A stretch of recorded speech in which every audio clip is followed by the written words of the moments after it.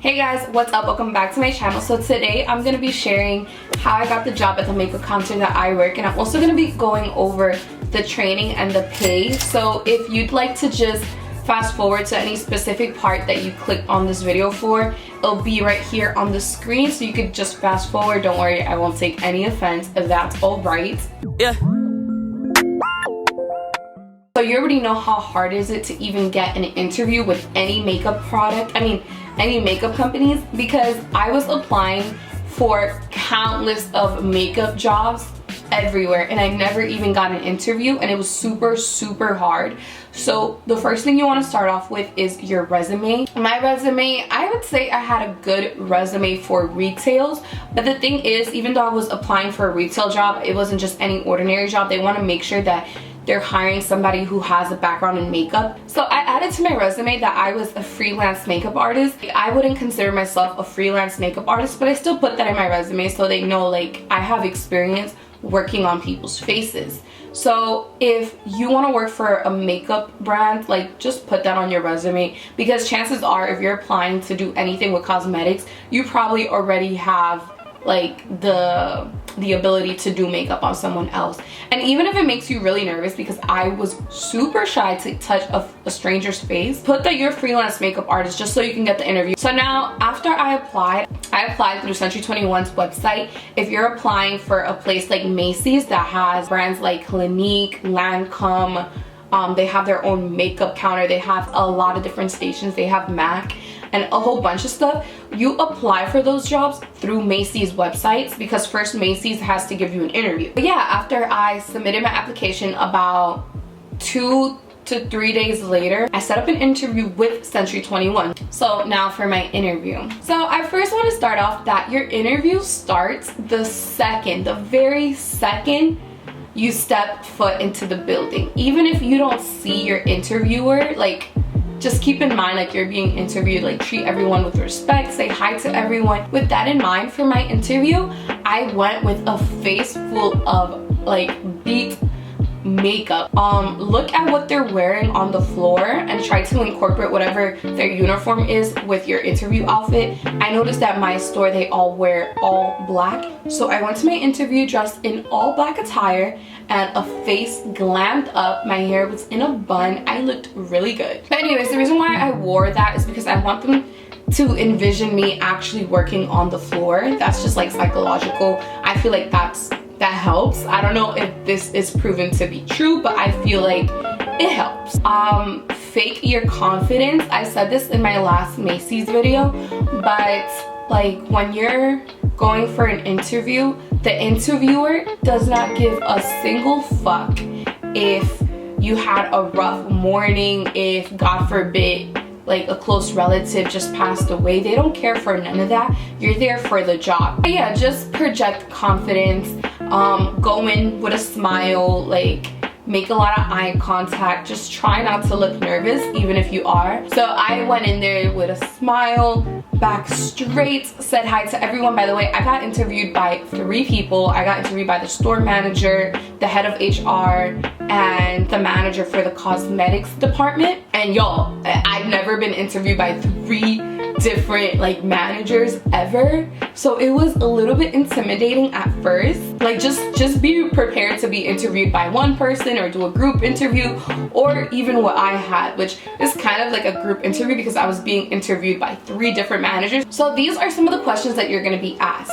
The most common question is, tell me about yourself. You will be asked that question in any interview that you go for. The little trick that I have for you is look at what you're applying for. In this case, you're applying for a makeup counter job. Put that into your personality. For example, the way I answered this question was something like, I'm 21 years old and I am a college student and a freelance makeup artist. I also have an Instagram and a YouTube channel where I just obsess and rave over anything that has to do with makeup, skincare, and also fashion.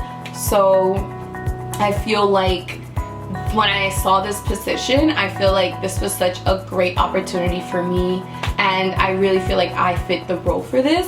I know it don't sound too perfect or professional, but like it doesn't have to be perfect, it just has to be authentic. Like they have to see that you genuinely have that passion. Also for my interview, I kept like an album of makeup that I've done on myself just in case they asked. They didn't, but like it's always better to be overly prepared than underprepared. They were just asking like, oh, what kind of makeup do I do on it?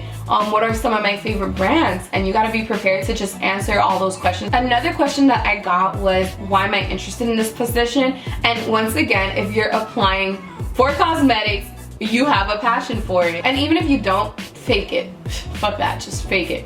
But for me, this question was super easy. I literally said, I wrote it down just in case I forgot. I'm interested in this position because I am like a huge makeup junkie and a skincare fanatic. I used to have crazy acne on my face, and luckily I got rid of them. Also, when it comes to makeup, like I mentioned earlier about my Instagram, I just love keeping up to trends and then trying out any new products that come out. And honestly, this is my passion. This is why I freelance on the side. And when I saw this position was available, I applied right away because I know this is what I really want to do with my life. Like I am passionate about makeup. So I answered something along those lines, which is the actual truth. When you're telling the truth, it's easier for your passion to come out naturally. And then the third question that I got asked, which you will get asked at every single interview, at the end of it, they ask, so do you have any questions for us? And y'all, I was prepared to ask one person like 2 questions. So yeah, there I was sitting in front of 3 different managers and I only had like 2 questions prepared. So the way I answered this question was I grouped them all together. I was just like, actually, this question's for the 3 of you guys. What made you guys take this position of management? Just curious. And then I said, okay, and I have one more question. What's the work environment here, and do you like working here? And they all said that they like working there because they feel like it's a family. But anyways, it is super important for you to ask questions to your interviewers. If you don't know what kind of questions you want to ask, I highly suggest that you Google it and also study for your interview. I could sit here and go through like a huge list of questions for you guys. If you guys want me to and you're constantly applying to jobs, I could totally make a video where I just answer a list of interview questions. So just study for this, write down the questions, memorize your answers. So if you apply for someplace like Macy's that has a makeup counter, you're going to have a second interview. Like you thought the hard part was gone? No, like you're gonna go through all those anxiety once again. Because when I left the interview process, I thought I got the job, but then I got the call saying, congratulations, you're moved up to the next phase. And then I had a second interview. So now for your second interview, you're going to know exactly what brand you're being interviewed for. I'm not gonna say my brand once again. So for example, we're gonna take Clinique, for example. I don't work for Clinique, but we're gonna use them as an example. You're gonna have a second interview. So you're gonna be interviewed by the person who's in charge for the Clinique brand. Not the whole brand, but like the brand at your location.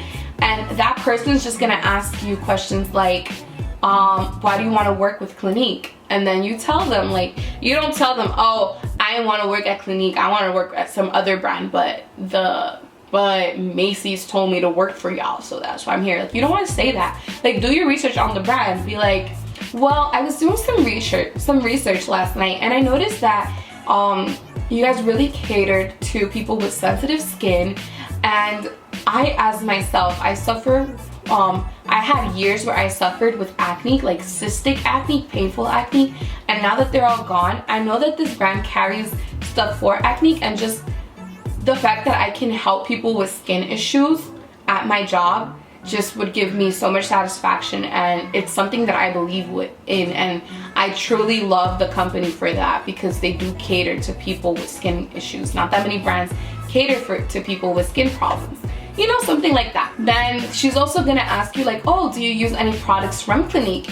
And even if you don't, that's alright. You don't have to tell her that you don't. Just type in Clinique on YouTube, watch some beauty gurus videos, and then say, I've used their foundation. I know that it's really good and hydrating, and it's really full coverage, so I love their foundation. And I also love their yellow cream because it's for people with combination to dry skin, and I have that, so that one's really good. That was my favorite.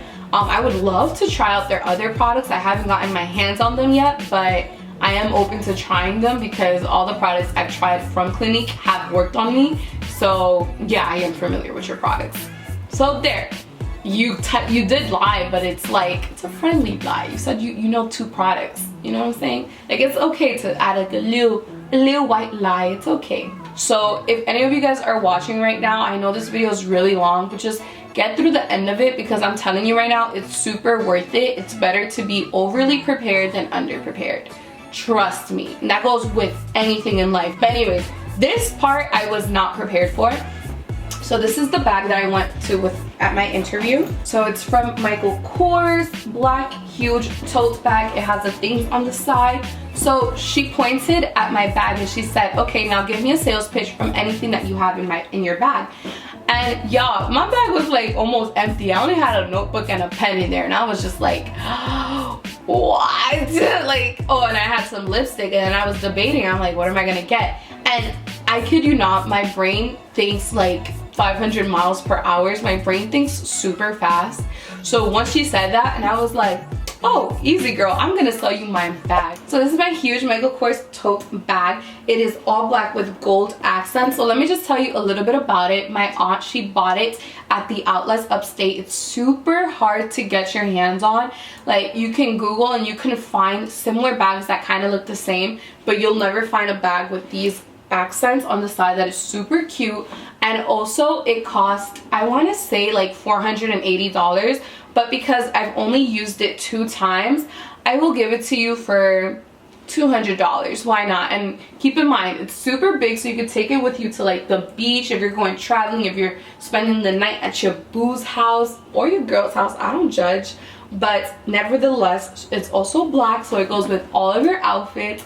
And then she stopped me. She's like, I am sold. I want the bag so bad. I didn't even know it was hard to get here in downstate. I'm like, oh girl, you have no idea. And she's like, the interviewer, she loved the way I sold her my bag. So yeah, just keep that in mind. They might ask you to pitch a sales pitch. So I know that the interview part was super long, but I just really wanted to help you guys out with as much as possible.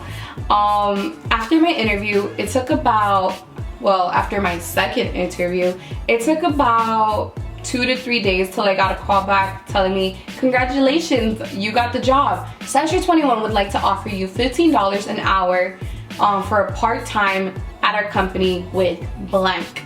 And they told me that, and I was like, oh my god, I accept. Like, are you kidding me? Hell yeah. But now let me tell you about the training.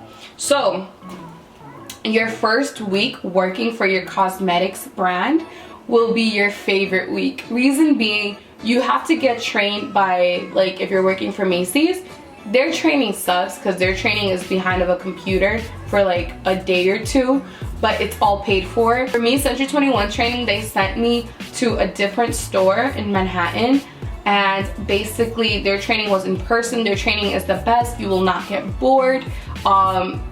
You meet a lot of great people there. For Century 21, it's a 2-day training, and it's very hands-on. You get a lot of, I wouldn't say experience, but you learn a lot.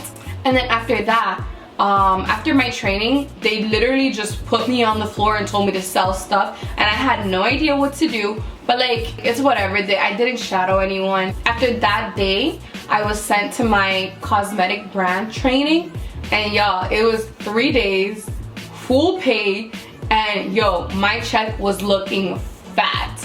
So now, if you're wondering how much I made on my first check, here it is. This is how much I made on my first check. So we finally reached to the end of the video. If you made it to the end of the video and you're applying for any cosmetics counter, I really hope you get it. Good luck to anybody watching this video that's also applying, and thank you so much for watching. Until next time, guys, bye.